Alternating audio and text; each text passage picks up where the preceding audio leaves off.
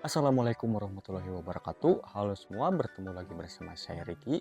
Nah, sebentar lagi iPhone akan kembali merilis line up terbaru mereka, yaitu iPhone seri 16. Berbarengan dengan dirilisnya iOS terbaru, yaitu iOS 18, yang akan diluncurkan di event WWDC mendatang. Namun bukan itu yang akan kita bahas. Di video saya kali ini, saya akan berbagi sedikit pengalaman mengenai penggunaan saya tentang sebuah smartphone yang pernah hype pada masanya dan sering dipuja-puja oleh sebagian besar Apple fanboy. Untuk video kali ini, saya akan membahas sebuah iPhone yang sudah terbilang sangat lawas, namun masih banyak digemari di tahun 2024 ini. Dan kali ini saya akan membahas sebuah iPhone, yaitu iPhone XR. iPhone yang sudah berumur 5 tahun, dirilis di bulan September 2018, tidak lama dirilis setelah iPhone XS dan XS Max. Masuk ke jajaran keluarga iPhone XS dan XS Max, iPhone XR ini memiliki chipset yang sama yang digunakan di iPhone XS dan XS Max, yaitu Apple A12 Bionic dengan pabrikasi 7 nanometer. Dengan ukuran layar 6,1 inci, panel IPS dengan kecerahan maksimal di 625 nits dengan resolusi 828 x 1792 pixel dengan aspek rasio 19,5 banding 9 dengan kerapatan pixel di 326 ppi. Berbeda dengan saudaranya yaitu iPhone XS dan XS Max, iPhone XR ini masih menggunakan material aluminium untuk bagian bodinya dan menggunakan panel kaca untuk bagian belakangnya. Ada dua varian untuk pilihan slot SIM, yaitu ada dual nano dan juga ada dual SIM, satu buah nano dan satu buah eSIM. Namun yang dijual di pasar global hanya untuk varian nano SIM plus satu eSIM saja. Ada 3 varian untuk pilihan internalnya, yaitu 64GB, 128GB, dan 256GB dengan RAM 3GB saja. Ya, 3GB saja. Memiliki kamera belakang dengan resolusi 12 megapiksel dengan bukaan f1.8, sudah dilengkapi dengan OIS yang mampu merekam video hingga resolusi 4K di 60 fps. Dengan fitur HDR juga sudah mampu merekam stereo sound recording. Untuk kamera depan hanya memiliki resolusi 7 megapiksel saja dengan resolusi perekaman video 1080p di 60 fps. Sayangnya untuk kamera depan belum bisa merekam video di resolusi 4K. Dilengkapi 2 buah speaker stereo di bagian atas dan di bagian bawah, dan juga sensor Face ID di bagian atas. Dengan baterai yang hanya 2942 mAh, baterai iPhone XR ini terbilang cukup boros, bahkan sangat boros untuk tahun 2024. Dengan dukungan charger yang hanya di 15 watt saja, power delivery 2.0 dengan tambahan wireless charging. Ada beberapa pilihan varian warna untuk si iPhone XR ini, yaitu ada warna kuning, hitam, merah, biru, koral, dan putih. Dan itulah spesifikasi singkat mengenai si iPhone XR ini.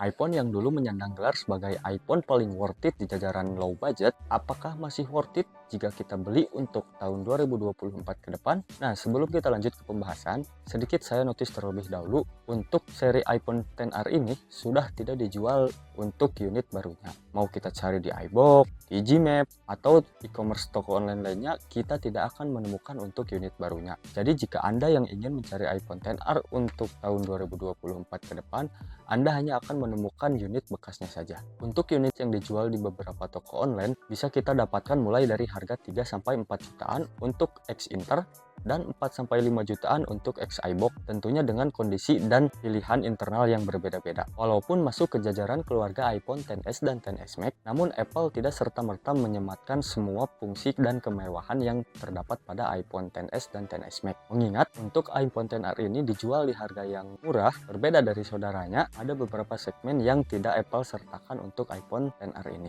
seperti bodi yang masih aluminium, layar yang masih IPS, dan satu buah setup kamera untuk kamera belakangnya. Namun hal ini tidak menurunkan antusias pecinta Apple pada kala itu. Bisa kita lihat dari penjualan di beberapa toko online yang laku bahkan hingga ribuan unit untuk unit bekasnya saja. Namun untuk tahun 2024, apakah masih worth it untuk sebuah handphone yang masih menggunakan layar IPS yang dijual di harga 4 jutaan dalam kondisi bekas? Mengingat untuk Android keluaran terbaru pun yang dijual di harga yang sama, sudah banyak yang menggunakan panel AMOLED yang bahkan sampai memiliki refresh rate sampai 120 Hz.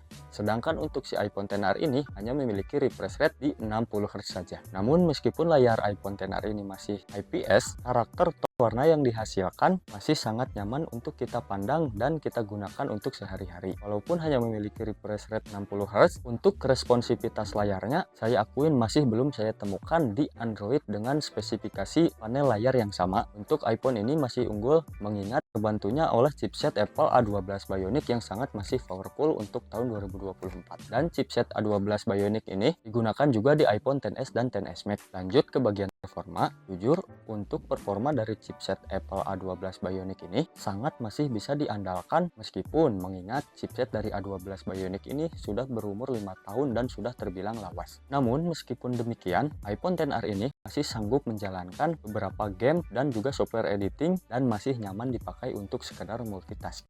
Untuk scroll-scroll sosmed, IG, WhatsApp, Facebook, dan juga untuk editing video-video ringan, saya belum menemukan kendala yang berarti saat saya gunakan untuk mengedit beberapa video yang saya upload di channel ini. Namun beda cerita untuk ke ranah gaming. Jika Anda mencari handphone untuk bermain game, saya rasa iPhone XR ini perlu menjadi pertimbangan. Ada beberapa hal yang perlu Anda pertimbangkan sebelum Anda membeli iPhone XR ini untuk keperluan gaming. Sebenarnya, iPhone XR ini masih sanggup menjalankan game-game berat sekalipun, yang masih mampu dilibas dengan baik. Namun, hal yang perlu Anda perhatikan adalah kapasitas penyimpanan dari si iPhone-nya. Dan saya sarankan, bagi Anda yang ingin menggunakan iPhone XR ini untuk gaming, saya tidak menyarankan untuk memilih kapasitas 64 GB. Ya minimal pilihlah ukuran 128 GB atau yang lebih tinggi. Dan juga ada satu hal yang tidak kalah penting yang perlu Anda notice, ketika kita main game di resolusi tinggi, si iPhone XR ini akan sangat terasa cepat panas yang menyebabkan performa dari game menurun sehingga kita harus menurunkan kembali resolusi si grafik ke resolusi sedang agar dapat kita mainkan dengan santai. Mengingat baterai dari si iPhone XR ini yang sudah berumur 5 tahun tentunya sudah menurun dari segi kapasitas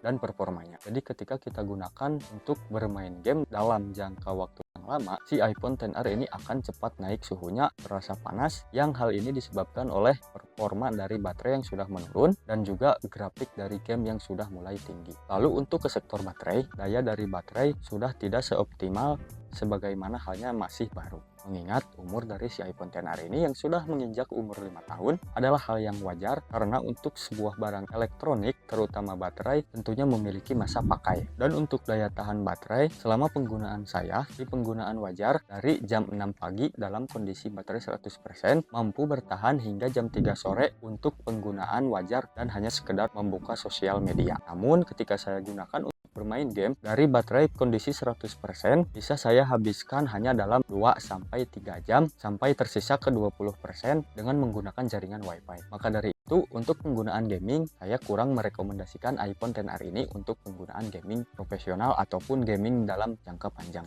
Mengingat daya tahan baterainya yang sudah tidak awet, lebih baik Anda skip saja dan cari Android di range harga 3-4 jutaan yang tentunya memiliki kapasitas baterai yang lebih besar. Lalu untuk sektor kamera, untuk hasil foto yang dihasilkan di tahun 2024 ini memang tidak bisa dibilang bagus, namun tidak bisa dibilang jelek juga. Cukuplah, mengingat untuk HP Android di zaman sekarang sudah memiliki resolusi kamera yang lebih besar dan juga memiliki hasil foto yang lebih bagus dari si iPhone XR ini. Tapi beda cerita jika kita membicarakan ke sektor videonya. Jujur untuk perekaman video, saya masih belum bisa move on dari kamera iPhone. Hasil videonya sangat smooth dan stabil, yang bahkan belum saya temukan di Android di harga 4 jutaan, yang bahkan mampu merekam di resolusi 4K hingga 60 fps. Dan hal ini belum saya temukan di kebanyakan Android yang dijual di harga 3-4 jutaan. Namun untuk perekaman video kamera depannya hanya mampu merekam di resolusi 1080p di 60 fps. Sayangnya untuk kamera depan belum bisa merekam di resolusi 4K. Jadi menurut saya iPhone XR ini masih cocok bagi Anda yang gemar membuat konten di sosial media, baik itu Facebook, Instagram, atau bahkan YouTube sekalipun. Hasil perekaman video dari iPhone XR ini masih sangat layak untuk kita gunakan di sosial media. Jadi, apakah si iPhone XR ini masih layak untuk kita gunakan di tahun 2024 ke depan? Mengingat sebentar lagi Apple akan merilis line up seri iPhone terbaru mereka, yaitu iPhone seri 16, berbarengan dengan dirilisnya iOS terbaru yaitu iOS 18, dan kabar baiknya adalah jajaran iPhone XR, XS, dan XS Max juga akan masih kebagian untuk iOS 18 ini. Mungkin ini jadi salah satu poin bagi Anda yang ingin meminang si iPhone XR ini, tentunya dengan dukungan OS iOS 18 terbaru. Jadi bagi Anda yang butuh kualitas dari perekaman video yang smooth dan stabil untuk diupload ke media sosial, saya rasa si iPhone XR ini masih sangat sanggup dan mumpuni. Si iPhone XR ini masih sangat layak untuk Anda pinang. Namun dengan catatan, jangan pilih varian yang 64 GB dan saran saya pilihlah internal storage 128 GB atau di atasnya. Jadi menurut saya iPhone XR ini masih worth it untuk Anda yang hanya sekedar membutuhkan iPhone untuk perekaman video dan untuk penggunaan sosial media saja. Namun bagi Anda yang mencari iPhone untuk bermain game, saya rasa iPhone XR ini sudah tidak recommended lagi untuk penggunaan gaming. Mengingat panas yang dihasilkan dari iPhone ini dan menurut saya itu sudah tidak playable lagi untuk digunakan. Dan juga untuk daya tahan baterai yang tidak sekuat Android yang dijual di harga yang sama. Jadi saran saya untuk Anda yang mencari HP untuk bermain game, saya sarankan untuk memilih Android yang dijual di harga 4 atau 5 jutaan yang setara dengan iPhone bekas ini, yang tentunya memiliki kapasitas baterai yang lebih besar dan awet. Dan sekian untuk video saya kali ini. Saya katakan sekali lagi bahwa ini murni opini dan pengalaman saya selama penggunaan iPhone XR. Jadi jika Anda memiliki pendapat dan opini lain, silahkan tulis di kolom komentar di bawah. Terima kasih untuk Anda yang sudah menonton. Like jika Anda suka dengan video ini. Saya Ricky pamit. Wassalamualaikum warahmatullahi wabarakatuh.